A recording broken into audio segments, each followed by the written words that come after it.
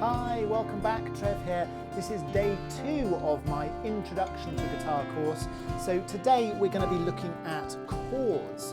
So if you're new to chords, this is going to be a perfect lesson for you. But if you've done a bit already, you might want to look at this video for the Introduction to Common Chords, which will show you pretty much all the basic chords you need. And if you're a bit more advanced, you might like to look at some of the song lessons I've made. So have a look here. Okay, well anyway, let's get into it. So a chord is basically more than one note playing at once. So in lesson 1 we looked at the E minor chord and we were strumming it like that. So let's make sure my guitar isn't too loud. Yeah. Okay, so basically you're going to be pushing your fingers in different shapes on the strings to make some different sounds, and it takes a while for your fingers to build up, and I know I'm doing this every day, but it really will take a while for you to get used to changing chords. If you can put in a sort of, I don't know, 10 minutes 3 times a week, something like that, then you'll really find a difference. And especially if you've never played any instruments before, the dexterity of your fingers will take a while to grow. So we've done E minor, and we just started looking at We Will Rock You, which is a song that uses that. So I'd say when you're starting out, keep it simple, keep it fun. Let's see if we can do another chord. Let's see if we can do an A chord. So an A chord is 3 in a row, and it's on strings 2, 3 and 4, and they're all in a line on fret 2. Okay, so some of my adults don't like A, because if you've got big fingers, squishing them kind of close together is quite uncomfortable, but you'll get used to it, hopefully. And if you want to be kind of perfect about it, you ideally don't strike that bottom string. So if you look at a chord box like this one, it has an X on the bottom string. So that will mean don't ideally pluck that string. As a beginner, I would say just don't worry too much about it, but it is something that comes back later on, so you do need to be aware of it. Okay, so we could go. In the jungle, the mighty jungle, the lion sleeps tonight. In the jungle, the mighty jungle, the lion sleeps tonight.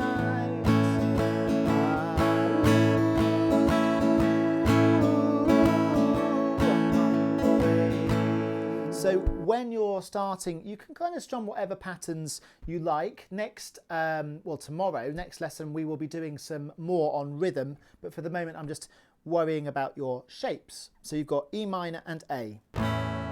So see if you can swap between E minor and A.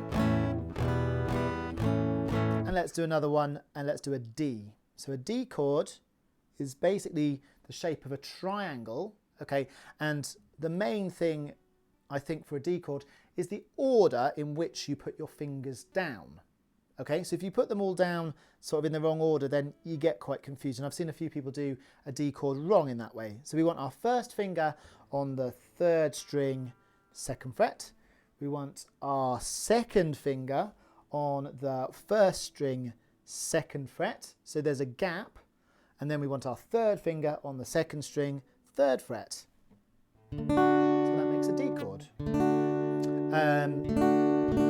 So I'll do another simple song. What about London's Burning? So I'm doing some sing along with Trev sessions for kids. So I'm singing a lot of nursery rhymes and songs with them. But London's burning, London's burning. Fetch the engine, fetch the engine. Fire, fire, fire, fire. Pour on water, pour on water. So I would encourage singing. I know not everyone is a singer. A lot of my students don't like singing at all, but if you do, it's perfect to get one chord and sing along. You don't need lots of chords to get a song going. One more for this lesson, a G chord. Okay, so a G chord is, again, a triangle, sort of a different sort of triangle, stretched out triangle. And I often call this the stretchy chord, in fact. 1, 2, 3, 4, 5th string, 2nd fret for your first finger, and then 6th string, 3rd fret for your second finger, and then 1st string, 3rd fret for your 3rd finger. Okay, just watch me put them down a little bit slower. This finger goes next to it, and then the other one goes all the way on the other side.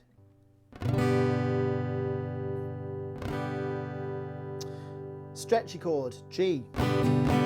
Wow. There are other ways of playing G. Some of you might like to put your little finger instead. Some of you might like to put both fingers down. That's still a G chord.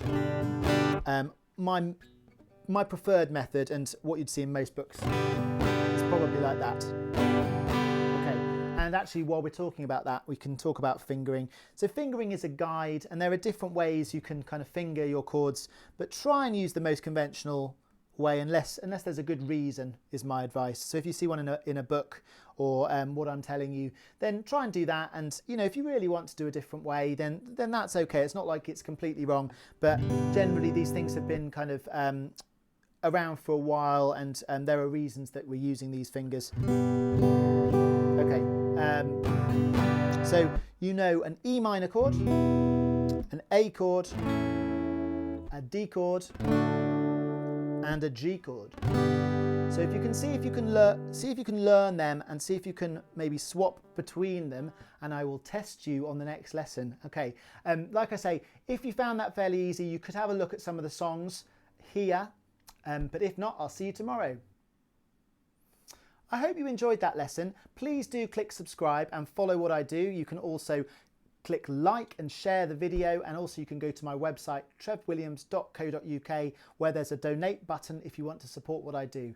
Thanks so much. Bye bye.